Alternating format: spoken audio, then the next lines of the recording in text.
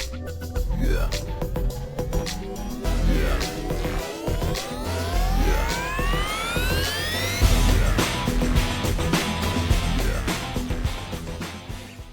How's it going, everybody? We got another episode of the Cornerman with the Cornerman, Ryan the Mighty Quinn, and the James Krause. James, how you doing, sir?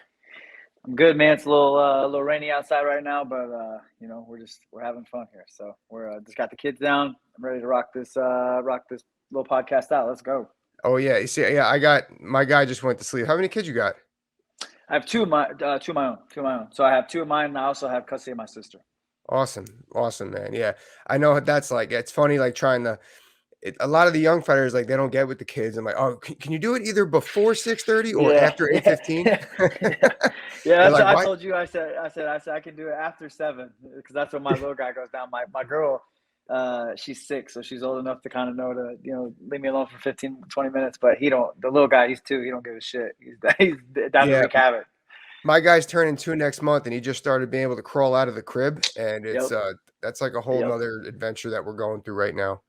Oh yeah. So, Oh yeah. but anyway, all right, let's get to business. So, yeah, I wanted to have you on here. I know I was looking back. I believe it was UFC 178 when you were fighting Jamie Varner. We trained together a little bit, and just then I knew like how great of a fighter you were. You were just so good everywhere. Training with you, it was like Roddy Piper used to say, if you have the answer, I just change the questions. That's the kind of fighter you are. And Thank you, man. just I love everything you're doing now with the gym. But in between that, a few months ago, you were at a UFC to coach, correct? And then you were going to weigh in for a fight. What happened with that again? It's been probably a year ago. Yeah, been about a year. I think it was a year, February. Anyway, I was there to coach Yusuf Zalal in a middleweight fight, which I'm not a middleweight. Like I'm not anywhere. I probably weigh 190 pounds right now. So I would, and Yeah. it's crazy how it's just so crazy how the week worked because I normally am never anywhere close to 185. I'm usually like 90, 95 sometimes. And since going up to welterweight, at lightweight back in the day when you and I trained, I was a little bit, I'll be honest with you, I actually wasn't any smaller. I was about the same, but that's neither here nor there. But but it just so happened on Tuesday of that fight, my coach and I, like, my coach is Mark Montori, trains at Factory X, which they have an amazing team as well. When we get on the road, we train together a lot, right? And we just, man, I don't know what it was, but we got into a funk, and we trained for 3 hours in the morning on Tuesday and 3 hours in the evening on Tuesday. So we trained for a total of 6 hours on Tuesday, and my weight was super low from doing those sessions, and we trained every day, Monday, twice Tuesday, and I was just super low. And anyway, they said that there was a middleweight opening. I just like, hey man, I'll take that fight. I didn't think anything of it, to be honest with you. I didn't think it would ever come to fruition. And one thing led to the next, and there's so much involved, as there's a lot involved that the back end that don't see like the contract stuff because I'm getting paid out of that. You know what I mean? Oh Like they're yeah, gonna pay yeah. me to, so that was part of it. And then, is it even possible with the commission? Like I was doing medicals until like 9, 10 p.m. that night. It was the craziest 24 hours of my life. So, ended up fighting, losing a split decision, and the rest is history. Yeah, for the casuals that are watching, it's not as simple as a fight on your contract with that. And James, I mean, I don't know the situation obviously that well, but when it comes to contract speaking, they have to sign you an addendum, and like you said, you got to Yep. get paid, and is this going to go towards my like there's a lot involved Yep. there. And like you said, the commission, they're like, oh well, this guy's not really a middleweight, so I totally get that. Yeah, and it's almost like the fight was probably like the least of your stresses, like going through that. Yeah. I mean, so it's crazy because I had Invisalign at the time. So I literally had to go get another mouthpiece molded. I was out, like I'm telling you, I was doing medicals, mouthpiece. I was doing all that all night long. And even in the morning, leading up into the morning, I had to go pick up the mouthpiece that they did overnight. And it was, I did it for the experience. They always say do it for the gram. Like it was just, I did it. I don't know, man. You've been around. How long have you been doing this? 15 years? I mean, Yeah, I've been around the sport about 15 years. Yeah. yeah, you've been around the block. You're an OG. You know the deal. And like, Mhm. I just come from a time, the same time you come from. I come from a time where, like, we just fought. You know what I Fight. mean? Yep. It wasn't such a showman's game. It wasn't such an sports entertainment game. It was like you Mhm. go out and you fight, like, and even like I don't know if you were from ATT the whole time, but like where I was raised Most from, of it it. was like we didn't practice, we fought. You know what Yeah. I mean? Like we just fought every day, and that was the Midwest way. You know what I mean? Like Mhm. they still kind of get shit for that, but it's like we just got together and we beat each other up every day, and that's just how it was, you know. And so like, I didn't think I was doing anything glamorous, to be honest with you. I just, you know, I got more money and I like to fight, you know. So I fought, and that's Yeah, it. You know, it's everybody's funny you like, say "Oh, he's that. doing this." Like, no, Yeah. man, I just fought. It's funny you say that, like, when we first started coming up and, like, actually, Dana White was quoted saying, "We're not like boxing, losses happen because everybody fights." Yeah. And Hmm. and I remember I wanted to fight. I remember, like, my 4th pro fight was for Bellator. I was like, "Screw it, that guy sounds like a big name, you know, that's a big promotion coming up. Let's go get it."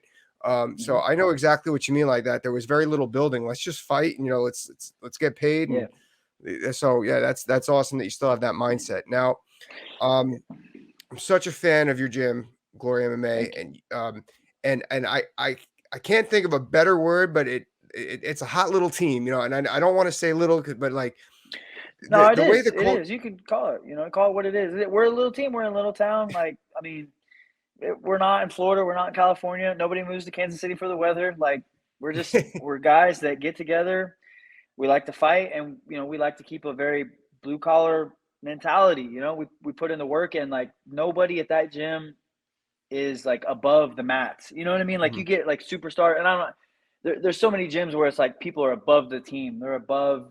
I don't want those people on my team. Like my team is cultured. Like we're very cultured, and you know it's a very culture oriented team. It's a team. Like mhm, no one person is above that team. No one person is exempt from the rules.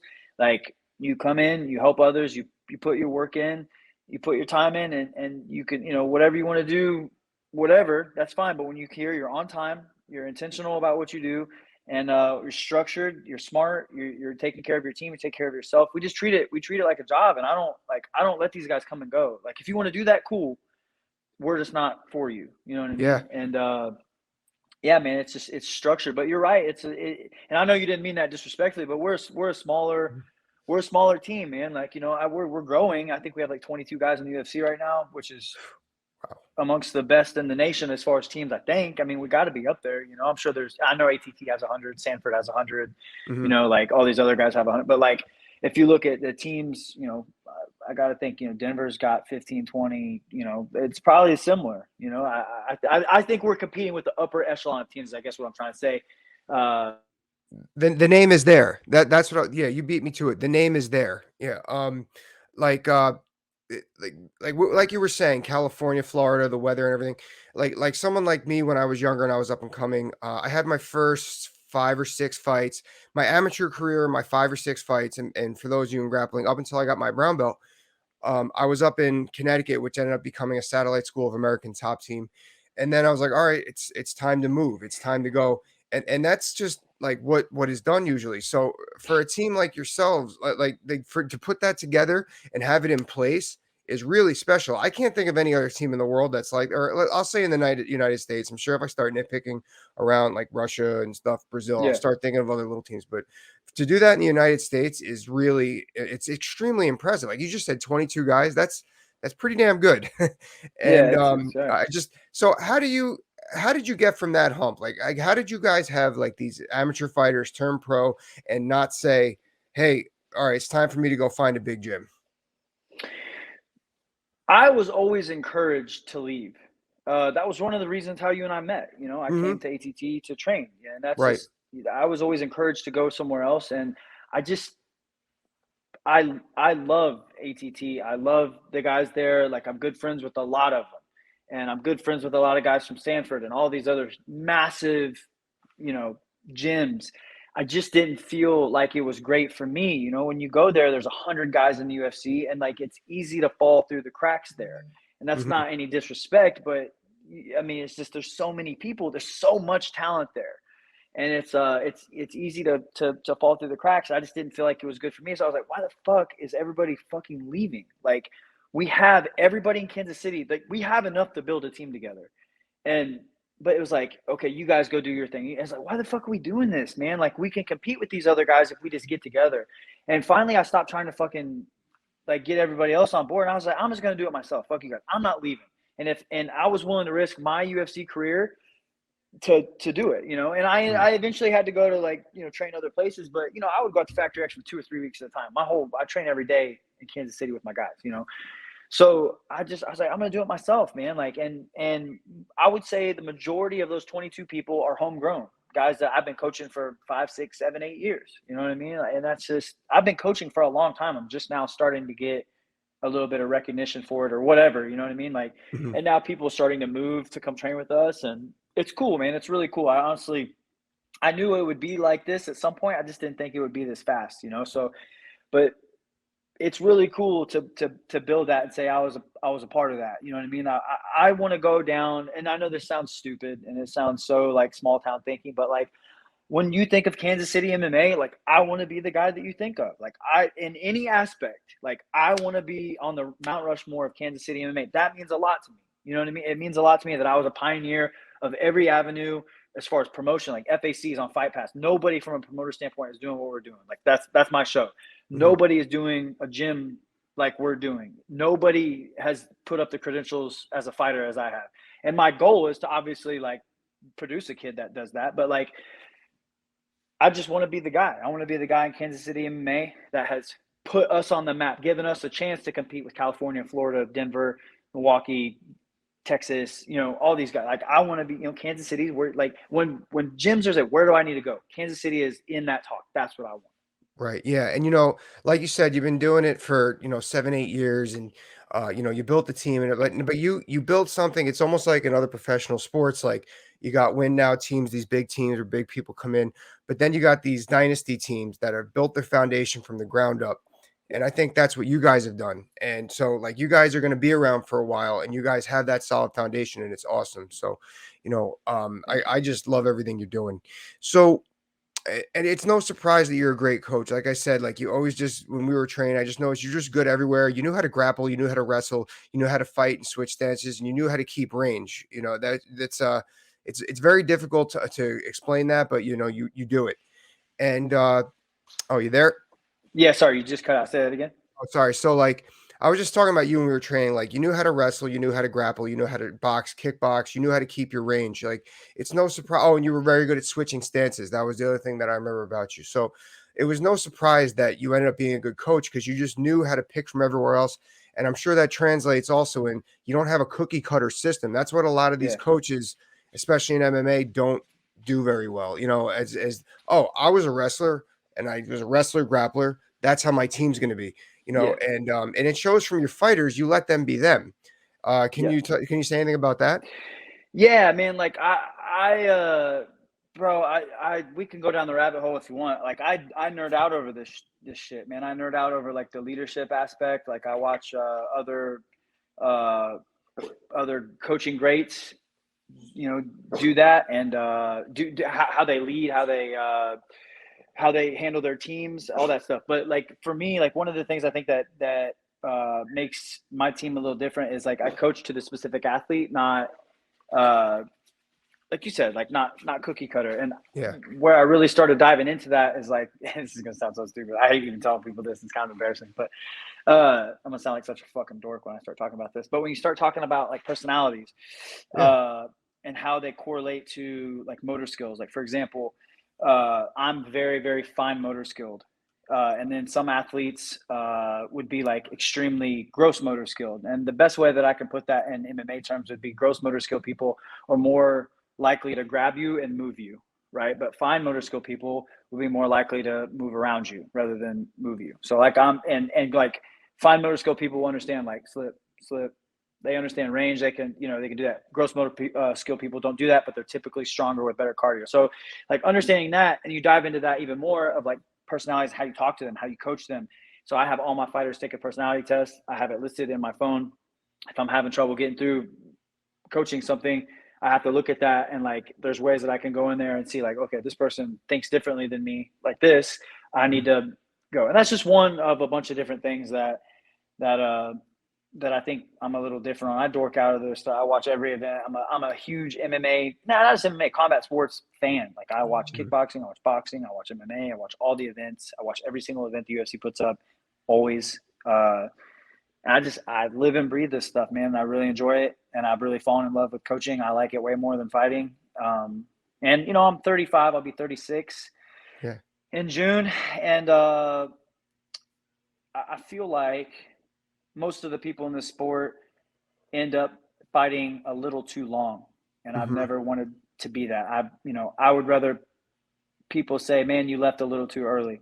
I would rather that, and I think that that's kind of where I'm at right now. I really have no intention of fighting again. I'm still signed to the UFC. I don't really I don't need to. You know what I mean? I've done well outside of that with the gyms and other things. I enjoy coaching. I get my fulfillment through that. James, it's funny. I this goes through my head every day, and on the flip side, I think about fighting again every day. I like to look at it too. We're the same age. I'm 35. I'm happy that I got out wanting one more than needing one more. And what I mean by that is we know so many people that they stick around because Yep. they got to have one more run in them, or they unfortunately some people need the money. And we're Yep. also getting to the age where we have friends and we know people that they just shouldn't be competing anymore. And Yep. it's like and I'm very thankful that I'm not in that shoes. I went out on a win. Yep. But so I know exactly what you mean by that, and I had so much fun coaching. I remember when it really clicked how much I loved coaching. I remember we had one night where we went 3-0, and I remember everybody was there, everyone who trains, even the kids who do jujitsu. I call them kids; they're not kids, but Yeah. everyone, and like they were just so excited to be part of this culture that we put together. Yep. And so I think I know exactly what you mean with that. There really is nothing better. It's so much fun. And I think that you're just handling it great. Like you said, like you don't need Thank you. one more, but you're under contract with the UFC, and Yeah. you're kind of taking it as a can. Now you're doing your passion. Like you can't beat that, man. Hats off to you. Thank you, bro. I appreciate that. It's you hit this right on the head, but we see all too often, more often than not, actually, where like Mhm. some guys got to get like an elbow nudge, like, "Hey, man, we should probably be done," or the UFC cuts you. You know what I mean? Like, ah, man, I just don't. I don't want to be that man. I don't. You know what I mean? Like, this means something to me. Putting out the quality of product that I Mhm. can every time. I just don't, I'm not convinced that I can anymore, or it would take a lot more effort from my side. One that I'm not even, to be honest, I'm not even sure I'm willing to put in anymore. And that's kind of why I'm like, man, I just, if I did fight again, like I still train every day, every Yeah. day, Mhm. every day. And I still Yeah. train with those kids every day, and they fuck me up and they get after me. And, that's not true. I still get after them pretty good, but, I can still hang with them. You know what I mean? And, but I don't, just don't have that desire to go through a 6, 8 week camp, man. You know what I mean? I've been doing this for 15 years. I have 70, 80 fights now, pro and amateur. Yeah. And, my body's pretty banged up, and I enjoy, I think the hardest part is it's hard to quit, right? It's hard to quit the sport because it's a drug. It really is a Mhm. drug. And people can't put the drug down. Like the Nothing number better one than winning. rule. Yeah. No, but there's nothing worse than losing though, right? Yeah. So the problem is like if you look at any addiction or like drug rehab center, you can't just quit. There has to be a replacement, Mhm. right? You have to get that fulfillment that you get of taking that drug elsewhere. So for me, I get that fulfillment through coaching. It's a very, very simple thing for me. I'm still taking the drugs. You know what I mean? It's just Yeah. I'm just doing a different. I'm Mhm. taking it different now. So I still get the drug. It's nice. I still get the dopamine. I get the fulfillment out of watching these guys change their lives and work hard. And I still get all that, but I just don't have to be the one in the middle of it anymore. That's going to be a great title to this on my YouTube channel. James Krause gets his fulfill of drug addiction. Yeah, No, I but love it. James, man, I guess that's all I got. I really just wanted to talk about the gym and everything you're doing. Love it, love it, love it. Appreciate it. Thank you so much for coming on here. Yeah, yeah.